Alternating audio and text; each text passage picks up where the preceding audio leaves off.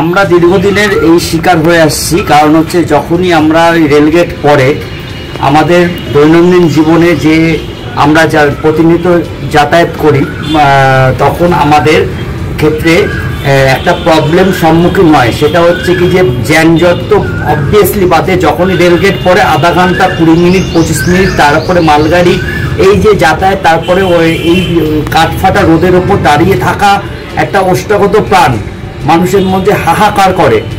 নদিয়ার কৃষ্ণনগর বেলেডাঙ্গার রেলগেট, বর্তমানে এই রেলগেট নিয়ে বহু চর্চা।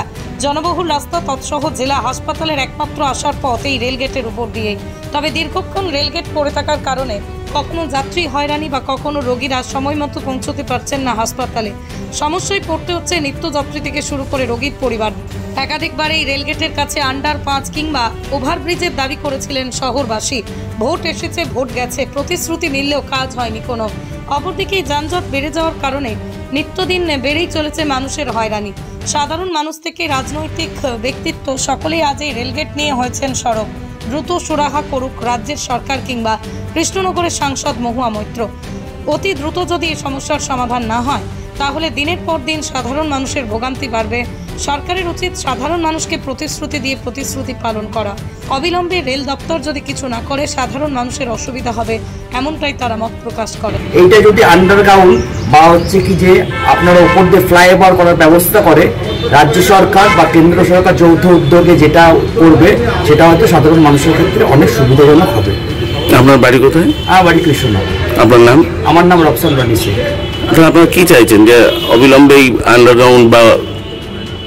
হ্যাঁ, আমরা চাইছি আন্ডারগ্রাউন্ড বা হচ্ছে কি যে ফ্লাইওভার যেটা করলে সুবিধা হবে, সেটা সাধারণ মানুষের নাগরিকের ক্ষেত্রে যদি সেটা করে সেটা আমরা চির কৃতজ্ঞ থাকবো কৃষ্ণনগরবাসী হিসাবে। পৃথিবীর 3 ভাগ জল 1 ভাগ স্থল, তাই পানীয় জলের অভাব নেই। কিন্তু বিশুদ্ধ পানীয় জল একটাই, বৃষ্টি অ্যাকোয়া। প্রতি ফোঁটায় আনে তৃপ্তি, মেটায় তেষ্টা। বৃষ্টি অ্যাকোয়া, বিশুদ্ধ পানীয় জল। কৃষ্ণনগর বেলেডাঙ্গা যে রেলগেট, সেই রেলগেটটা পড়লে পরে মানুষের ভোগান্তির শিকার, দীর্ঘক্ষণ যানজট হয়ে থাকে, যাতায়াতের খুবই অসুবিধা। কি বলবেন এই বিষয় নিয়ে? দেখুন, কৃষ্ণনগরের মানুষের এই সমস্যা তো আজকের নয়, দীর্ঘদিনের এই সমস্যা। সবথেকে অবাক করা বিষয়, এখানকার সাংসদ মহুয়া মৈত্র যিনি আছেন, তিনি কৃষ্ণনগরের মানুষের সুখ দুঃখ নিয়ে তিনি পার্লামেন্টে একবারও তিনি তার কথা রাখেন না। তিনি ব্যবসায়িকদের সমর্থনে কথা বলেন। আজকের যে রেলগেটের যে সমস্যাটা, সেই সমস্যাটা শুধু কৃষ্ণনগরের সমস্যা না, এটা সারা জেলার সমস্যা। কারণ আপনারা জানেন, ওই রেলগেটটা ক্রস করে শক্তিনগর হাসপাতালে মানুষকে ভর্তি হতে হয়, রোগীকে ভর্তি হতে হয়। কিন্তু যার ফলে রেলগেটটা দীর্ঘক্ষণ পড়ার ফলে ওখানকার স্থানীয় কিছু লোকের পাশাপাশি সারা জেলার মানুষের ওখানে অসুবিধার মধ্যে সম্মুখীন হতে হচ্ছে। তীব্র গরমের মধ্যে ওখানে ঘন্টার পর ঘন্টা মানুষজনকে অপেক্ষা করে থাকতে হয়। কিন্তু এর আজ পর্যন্ত কোনো সুরাহা এখনো পর্যন্ত হয়নি। কারণ এখানকার সাংসদ তিনি পার্লামেন্টে দাঁড়িয়ে এইসব কথা, মানুষের দুঃখর কথা, দুর্দশার কথা তিনি একবারও তুলে ধরেন না। আমরা চাই অবিলম্বে এই কাজ হোক, যাতে ওর ওপর দিয়ে কোনো ফ্লাইওভার হোক বা কোনো রকম কোনো অত্যাধুনিক পদ্ধতি হোক, সেই জিনিস চালু করে মানুষকে একটু সুরক্ষা দিতে হবে। মানুষের যাতায়াত যাতে খুব সুরক্ষিত হয়, খুব স্বাভাবিক হয়, খুব স্বচ্ছন্দে যাতে মানুষ থাকতে পারে, সেই ব্যবস্থা করতে হবে। আপনার নাম? আমার নাম রাজু দাস, নদিয়া উত্তর ভারতীয় জনতা যুব মোর্চার সাধারণ সম্পাদক। কৃষ্ণনগর শহরের মানুষ এবং আশেপাশের পঞ্চায়েতের মানুষও একটা ভীষণভাবে প্রবলেমের মধ্যে আছি। সেটা দীর্ঘদিনের প্রবলেম। আমরা বেলডাঙ্গা রেলগেট যেটা আছে, সেখানে যানজটের কারণে মানুষের প্রত্যেক দিনের যে জীবন জীবিকা, সেগুলো ব্যাহত হচ্ছে। শুধু তাই নয়, আমাদের জানিয়ে পাশেই জেলা হাসপাতাল, যেখানে সমগ্র জেলা থেকে পেশেন্ট আসে, সেই কারণেও একটা সমস্যার সম্মুখীন সকলকে হতে হচ্ছে। আমরা দেখতে পেয়েছি দীর্ঘদিন ধরে এই সমস্যা চলছে। রেল দপ্তর এই ব্যাপারে উদাসীন। আমাদের সাংসদ এর আগে যিনি ছিলেন তাপস পাল থেকে শুরু করে আমাদের বর্তমান যিনি সাংসদ কৃষ্ণনগর লোকসভা কেন্দ্রের মহুয়া মৈত্র বারবার চিঠি দিয়েছে যে এখানে এসে যেন সার্ভে করে এই প্রবলেমটা যেন সলভ করা হয়, যাতে এই এত পরিমাণ মানুষের যে সমস্যা হচ্ছে দৈনন্দিন, সেই জায়গাটা থেকে আমরা যাতে বেরিয়ে আসতে পারি।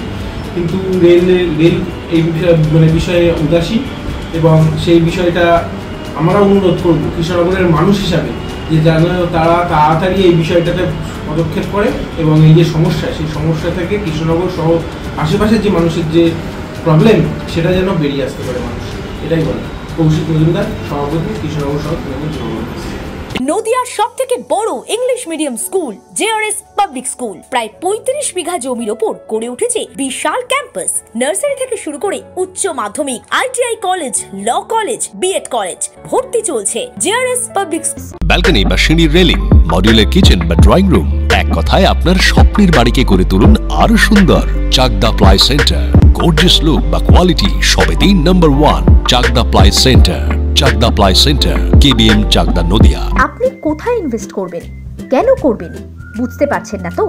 সঠিক গাইডলাইন পেতে আজই আসুন নদিয়ার চাকদাতে নিবেদিতা প্রাইভেট লিমিটেডে। Nivedita private limited, marketing and distribution service. ঠিকানা কেসি দত্ত রোড, উত্তর Ghoshpara, Chakdah, Nadia. Chakdah aluminium centre, ply, কাঁচ, laminates, kitchen fittings, door lock, window ও অ্যালুমিনিয়ামের খুচরো ও পাইকারি বিক্রেতা। Chakdah aluminium centre, Purbalalpur 50 number রেলগেটের পাশে, চাকদা, নদিয়া। হোমওয়ার্কটা করেছো? হ্যাঁ স্যার। এ বাবা, ভুল করেছো কেন? চোখে কেমন ঝাপসা দেখছি, লিখতে আর পড়তে খুব সমস্যা হচ্ছে। চাকদার মডার্ন অপটিক্স থেকে ভালো চোখের ডাক্তার দেখিয়ে নাও। প্রতিদিন প্রকৃত চোখের ডাক্তার ও দৃষ্টি বিশেষজ্ঞ modern optics, Chakdah.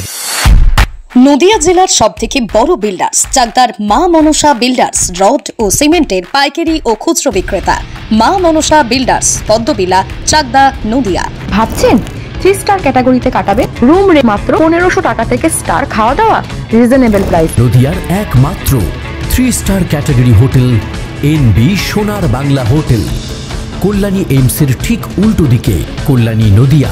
Samsung, Jio, Realme, নদিয়ার একমাত্র অথরাইজড ডিস্ট্রিবিউটর ঘোষ কমিউনিকেশন, থানার মোড়, চাকদা,